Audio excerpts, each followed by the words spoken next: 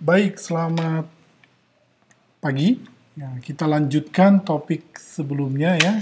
Kita sudah membahas mengenai software engineering part 1, kita masuk ke bagian kedua sekarang. Ya, ada dua topik lagi yang akan kita bahas di materi ini, yaitu software engineering definition. Jadi kita masuk sekarang ke software engineering-nya. Sebelumnya kita ke software-nya. Sebelum-sebelumnya lagi kita sudah engineering-nya. Sekarang kita gabung software engineering ya, baik definition maupun layers-nya. Oke. Baik, ini adalah definisi software engineering yang paling awal ya, oleh Fritz Bauer.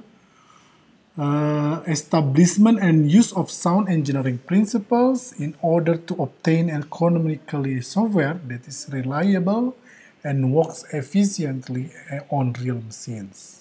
Ya, jadi apa itu software engineering adalah pembuatan dan penggunaan prinsip-prinsip perekayasaan, ya, engineering, ya, untuk menghasilkan perangkat lunak dengan yang ekonomis. Maksudnya prosesnya itu harus ekonomis ya, mempertimbangkan masalah budget gitu ya.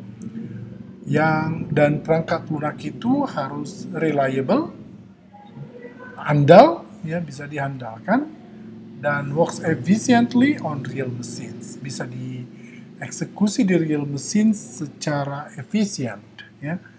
Jadi di sini kalau dimaknain kata-katanya sebenarnya sudah cukup lengkap ya. Dia harus ternyata tidak hanya memenuhi kebutuhan yakni working on real machine, tapi dia juga harus efisien dan handal dan dibangun dengan prinsip yang ekonomis.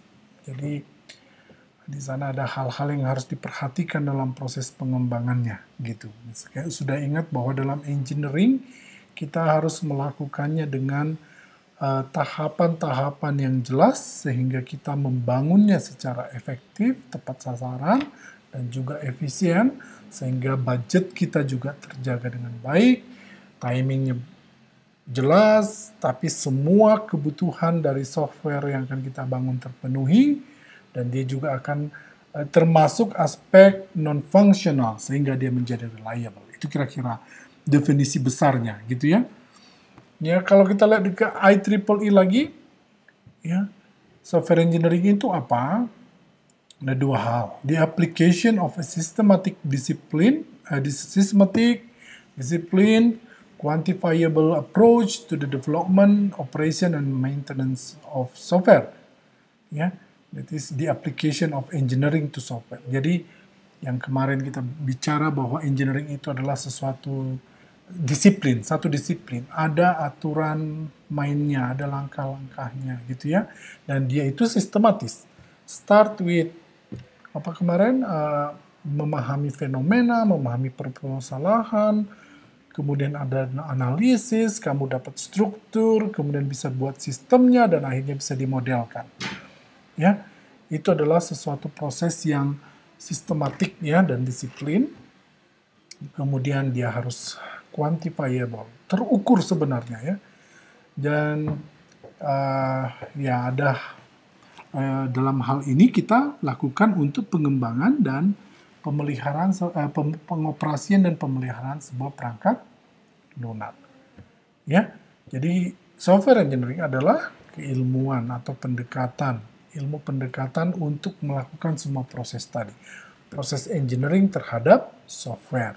Kemarin kita di pertemuan sebelumnya kita udah belajar juga apa itu software. Jadi bisa digabung sebenarnya bahwa proses engineering yang sistematik, disiplin, quantifiable approach to the development, operation, and maintenance of software and their characteristic. Ya. Kemudian di definisi IEEE lain adalah aplikasi dari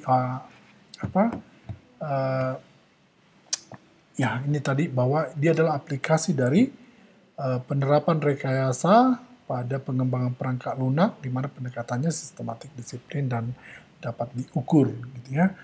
Nah, jadi kalau kita bisa simpulkan ya, apa itu software engineering? Ini merupakan disiplin ilmu yang membahas semua aspek produksi perangkat lunak mulai dari tahap awal, spesifikasi, desain, konstruksi, testing, sampai pemeliharaan setelah digunakan.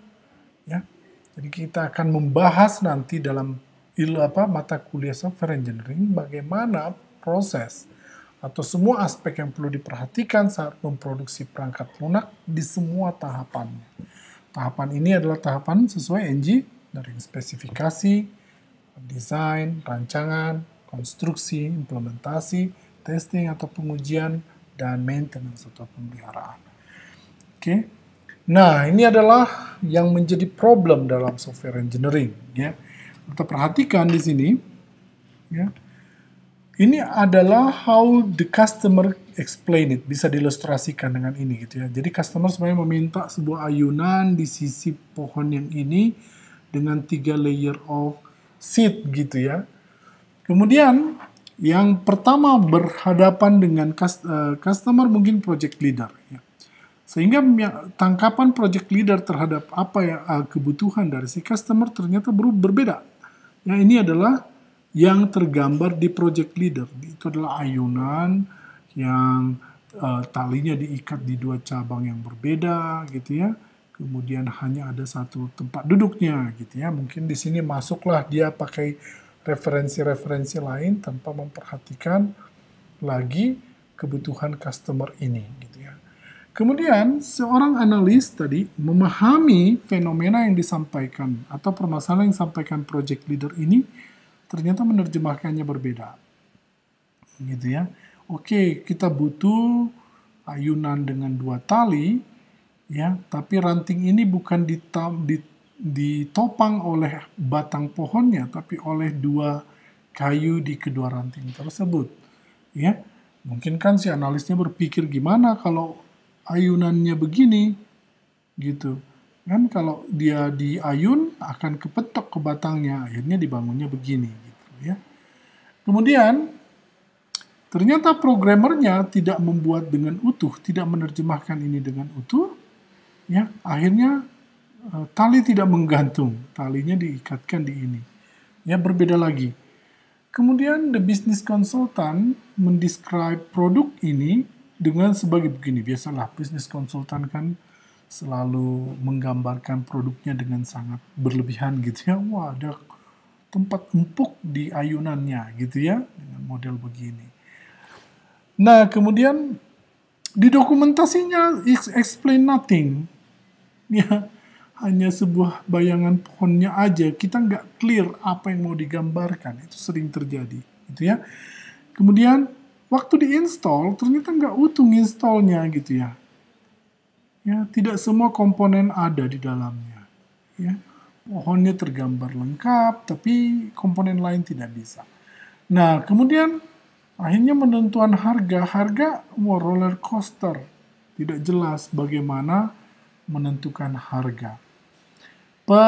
Supportingnya setelah operasional boleh dibilang tidak hanya menyentuh akarnya gitu ya, tidak keseluruhan operasinya. Ya. Nah, sebenarnya apa sih yang dibutuhkan customer? Ternyata hanya ayunan seperti ini, ayunan sederhana yang ada ban. Jadi dia menjelaskan pun memang ada salah. Nah, ini adalah contoh ilustrasi bagaimana problem engineering sebuah software bisa terjadi. Ya, bisa kita lihat bagaimana penyampaian yang tidak tepat dari si pemilik project gitu ya. Pemahaman yang kurang tepat kurang komplit dari si project leader, kemudian analis yang mungkin punya tidak konsisten dengan apa yang disampaikan project leader, programmer yang mengkonstruksi berbeda dari hasil desain, ya, bisnis konsultan yang menggambarkan terlalu berlebihan sehingga harganya menjadi roller coaster, tidak didukung oleh dokumentasi sehingga supportingnya juga tidak baik, instalasinya tidak baik.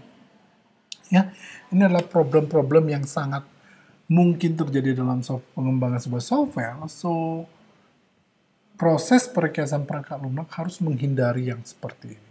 Semua tahapan ini harus bergerak pada poin dan pemahaman yang sama. Ingat kemarin masalah model akhirnya gitu ya, model harus menjadi alat komunikasi sehingga persepsi semua orang sama. Ya, nah nanti di proses engineering ini mengkomunikasikan sesuatu itu harus melalui proses engineering. Ya, maaf.